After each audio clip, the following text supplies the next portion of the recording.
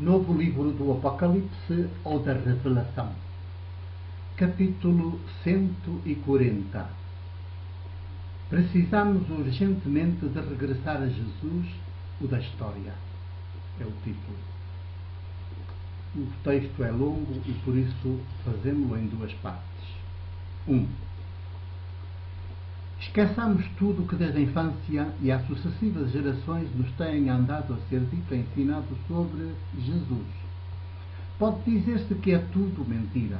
Não é que os nossos mestres sejam mentirosos, mas outros lhes mentiram a eles e eles, por sua vez, têm-se limitado mais ou menos preguiçosamente a reproduzir a mentira. Certamente esta mentira sobre Jesus não é inocente, nem politicamente, nem religiosamente, nem eclesiasticamente. É uma mentira interesseira, corporativamente interesseira. Sem ela não haveria o Ocidente tal e qual como hoje o conhecemos e somos. Mas estamos no século XXI e toda a mentira sobre Jesus tem de ser desmascarada. Temos de lhe fazer stop. O que exige um novo nascer, um nascer de fora do sistema de mentira em que nascemos e vivemos. E o nascer fora do sistema só pode ser o nascer do sopro das vítimas humanas que o sistema produz sucessivamente e cada vez em maior número. Sim, porque há aí vítimas humanas e muitas, e nem as próprias vítimas sabem que o são. Já interiorizaram tanto como coisa natural a sua condição de vítimas que agora já nem tão pouco querem ser libertadas. Zangam-se com o mensageiro que lhes anuncia a verdade. Insultam-no, ostracizam-no. 2. Vocês sabem que só a verdade, quando a amamos e praticamos, é que nos faz livres. Mas quem de nós no Ocidente gosta da verdade? Não preferimos, na maioria dos casos, a mentira à verdade, a treva ilustrada à luz? A inteligência de mente à inteligência sapiente? Quem diz verdade, diz liberdade. E se há dimensão humana que nós mais tememos assumir na vida e na história, é a da liberdade. E porquê? Porque a liberdade sempre supõe e exige a maioridade.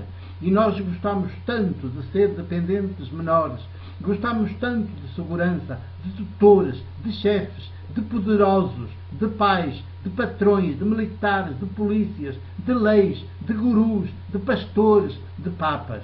Nem sequer somos capazes de pensar uma terra só de mulheres e de homens. Povos livres, sem deuses nem chefes, sem polícias, sem tutores, sem exércitos. 3. Porventura nunca pensámos nisso, mas a verdade é que o nosso Ocidente foi edificado e continua aí edificado sobre Cristo, um mítico Cristo, não sobre Jesus, o homem de Nazaré da história. Por isso, o Ocidente é um rotundo acidente e gerador de sucessivos acidentes em cadeia em todo o mundo, aonde a sua influência chegou.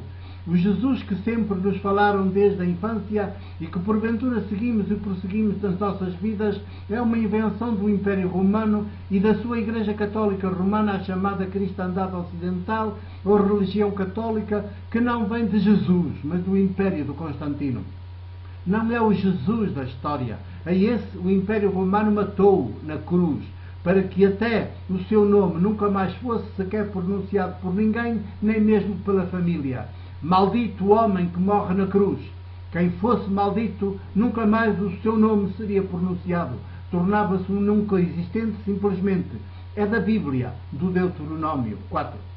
Ao verdadeiro Jesus da história, o Império matou-o, em estreita coligação com o Templo e o Sinédrio de Jerusalém da época. Em seu lugar, colocou mais tarde, sobretudo a partir de Constantino, outro Jesus fabricado por ele, sob a designação de Cristo. Pensamos, assim nos têm convencido, que se trata da mesma pessoa histórica. Mas não é verdade. Jesus é nome de homem histórico. Cristo é o apelido que sucessivamente se deu a determinados homens através da história. Já, por exemplo, a Ciro, o novo imperador da Babilônia, século VI antes de Jesus, que decretou a libertação dos judeus que 70 anos antes haviam sido deportados para lá, o profeta Isaías chamou-lhe Cristo. Era um déspota, um explorador, um conquistador e um assassino, mas só porque depois de ter tomado Babilônia, graças ao seu poder militar, deliberou libertar os judeus deportados e exilados, mereceu de Isaías o título de Cristo. Darem-nos Cristo por Jesus, um título mítico por um homem histórico que teve uma determinada intervenção na história e por causa da qual foi crucificado, é o mesmo que nos dar gato por lebre. 5. Vejam que até fizeram deste Cristo o fundador de uma nova religião.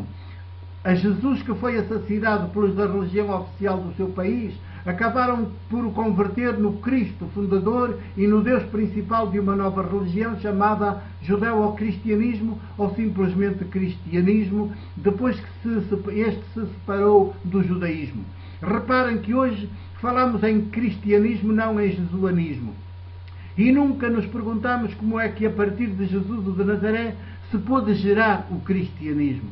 Mas deveríamos ter-nos perguntado, e no entanto o Ocidente está todo edificado sobre Cristo, não sobre Jesus. Inventaram um outro Jesus que casa, entre aspas, bem com Cristo, só que semelhante Jesus não é mais o de Nazaré a quem crucificaram. A partir daí, encheram o mundo de cruzes com a imagem de um crucificado nela e fizeram-nos adorá-lo como o nosso Deus, o nosso Salvador. Só que esse Cristo pregado na cruz é mítico e aparece associado a um Jesus que não é o mesmo, que não é de modo algum o de Nazaré, o crucificado, e por via disso tornado maldito, mesmo é dizer, banido para sempre da história.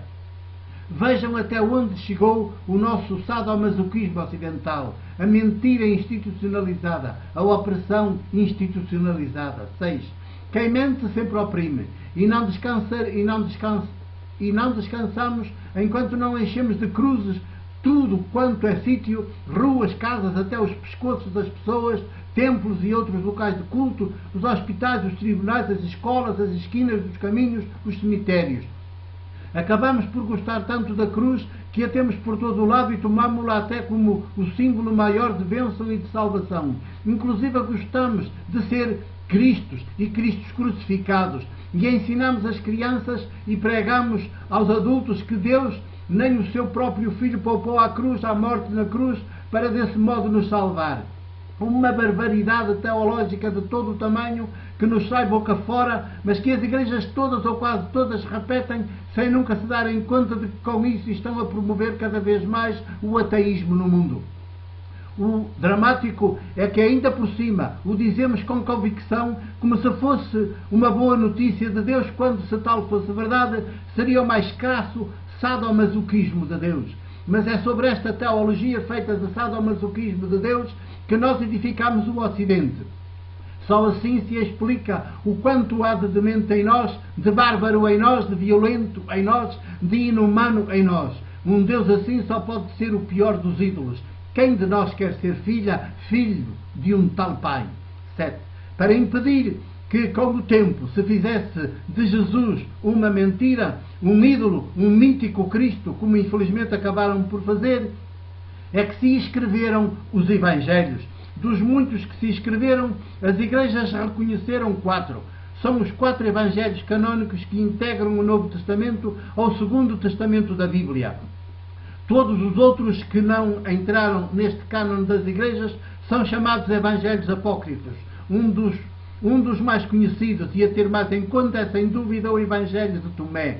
De uma maneira geral, os apócrifos, à exceção do de Tomé, são todos bastante posteriores aos 4 canónicos e entram muito pela via do esoterismo e da gnose, o que lhes retira credibilidade, seriedade, sentido crítico e qualquer base histórica ou científica. Contribuem decisivamente para nos afastar mais e mais de Jesus, o de Nazaré, o da história. Convém tê-los sempre em conta, mas sempre com as devidas precauções críticas. O Jesus da história, cuja existência hoje ninguém sensato pode pôr em dúvida, é o carpinteiro, filho de Maria, nascido a Nazaré, não em Belém, provavelmente fruto de uma violação por parte de um soldado romano sobre uma adolescente da Galileia e que foi assassinado, crucificado em abril do ano 30 desta nossa era comum, com a idade de 35, 37 anos. 8. Dos 4 evangelhos canónicos, há 2 que merecem especial destaque e importância. São eles o Evangelho de Marcos, sem dúvida, o mais antigo, pelo ano 42, 44, já circulava quase como o conhecemos hoje, e que serviu de inspiração e de referência aos outros 3. E o Evangelho de João, o último dos 4, que aparece cerca de 50 anos depois do de Marcos, sem dúvida o mais refletido e o mais teológico dos 4. Os outros 2, o de Mateus e de Lucas, este em 2 volumes, devem ser abordados com algumas cautelas, porque já correspondem a uma tentativa de corrigir, amaciar, divinizar Jesus. Nascem em contextos culturais propícios a estes desvios e a estas cedências, e como hábeis réplicas ao Evangelho do Imperador Augusto, que era anunciado por palavra em todo o Império e que o apresentava como o Filho de Deus, o filho de uma mãe humana e de Pai divino, e cujos relatos de milagres e de benfeitorias a favor dos mais desfavorecidos eram mais do que muitos. Em semelhantes contextos, era preciso apresentar um Jesus que não lhe ficasse nada atrás, em milagres e em curas e em prodígios de toda a ordem, sob pena de as populações irem mais pelo de Augusto do que pelo de Jesus, o crucificado pelo Império. 9. Por outro lado, estes mesmos 2 evangelhos que foram os que a Igreja Católica, melhor, a cristandade, sempre mais utilizou ao longo dos séculos, também quiseram justificar a tendência crescente a institucionalizar o movimento carismático e político de Jesus numa igreja-religião cada vez mais hierarquizada. De modo que o Jesus destes 2 evangelhos já é muito mais eclesiástico e corresponde a uma igreja que tendia a afirmar-se como instituição de poder alternativa ao Império Romano, coisa que nunca esteve no pensar e no querer de Jesus de Nazaré. Nem vocês imaginam todo o mal que, por exemplo, os 2 primeiros capítulos dos evangelhos de Mateus e de Lucas, erradamente chamados evangelhos da infância, fizeram. Não que os seus autores tivessem querido isso, mas porque mais tarde as histórias, sem H, com que eles se tecem, lidas e interpretadas por gente com fome e sede do poder sagrado ou hierarquia, prestam-se às 1000 maravilhas a esta perversão. É a traição das traições 1000 vezes pior que a proverbial traição de Judas, de que tanto se fala sem sabermos o que dizemos.